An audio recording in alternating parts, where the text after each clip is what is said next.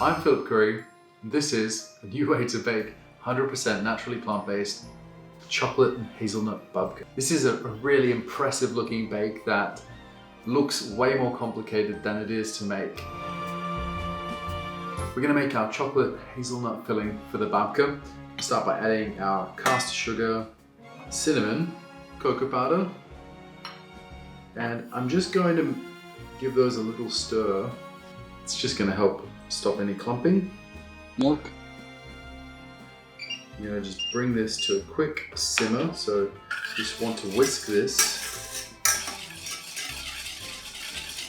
until it's all combined. So it's kind of like a cocoa cinnamon syrup. And as soon as it comes to a simmer, I'm just going to switch off the heat and then add our chocolate and hazelnut butter.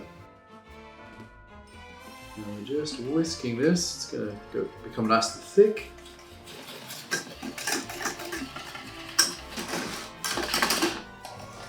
And we have this kind of ganache-like texture.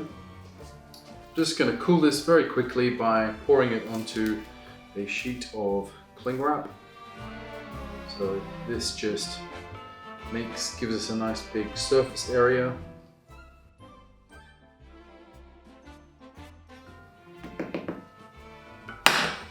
And then allows us to cool this mixture pretty quickly. So you can leave that at room temperature or on a tray in the fridge for 20 minutes. Next up, we just need to have some toasted hazelnuts. So I always roast my nuts nice and low and slow. So in a fan-forced oven that's 160 degrees for about 15 to 16 minutes. Low and slow means that they roast all the way through for that amazing hazelnut flavor that you'll love without burning the outside. Alright, now to assemble our babka. You see our dough has been left to bulk ferment. It is doubled in size.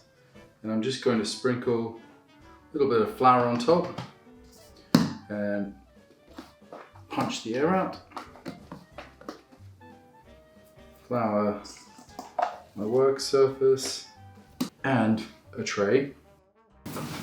And we want to roll our dough about the size of this tray. Now we do want a nice rectangle. The more consistency we have, the better our shaping. You can also line this tray with some parchment paper. And the reason I'm doing this is just to make it a little bit easier for shaping and to get really nice definition in our layering. So we're going to chill our dough down just quickly in the fridge or freezer to get the best braided shape possible. So I've got my filling, which I've cooled down. It's nice and thick. And I'm just spreading it all the way across our dough, leaving just a little gap around the edges. We're sprinkling some dark chocolate calaze, some dark chocolate buttons, or some chopped dark chocolate across the surface. So also just coarsely chopping some hazelnuts. I'm gonna sprinkle those on as well. And I'm just going to chill this down in the freezer. Once our filling has set, we can now roll it and cut it and get a beautiful shape. So I'm going to just roll it.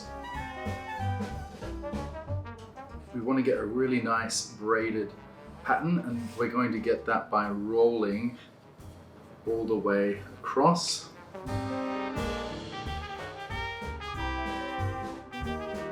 And at the end, we just want to brush some water on that bit of the dough there so that we can stick it to our log. And then just rolling this out a little bit. And we want to cut this in half first.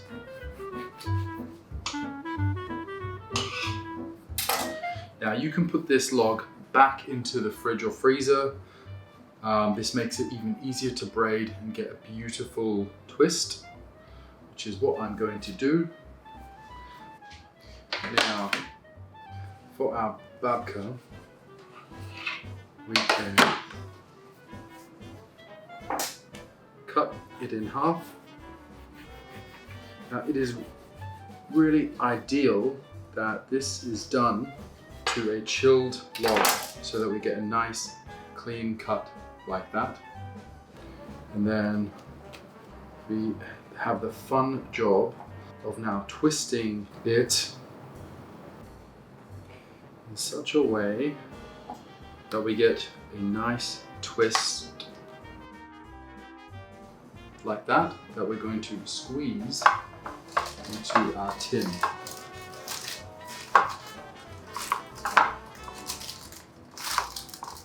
Now I like to line my tin with paper because it's just an insurance policy so that the babka doesn't stick to the sides. Now you can see that it comes about just over halfway. This needs to proof all the way up past the top of the tin to be ready. So there we go, two beautiful babkas. I'm just going to put them onto our baking tray with a loose piece of plastic wrap on top, just so that we can see where they're up to and give them an environment that's not going to dry out. I'm just going to leave this in a warm place for about an hour.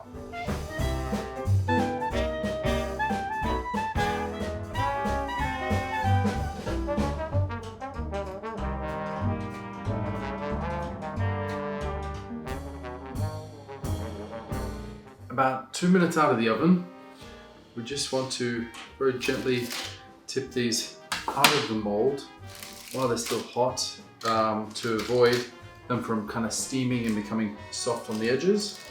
So we can just gently pull those away. Now we need to let these cool down fully. We then want to melt down some of our exotic glaze and then just brush a nice layer across the top to give it some shine and lock in some moisture. So there we have it, 2 or 1 large, beautiful hazelnut chocolate babka.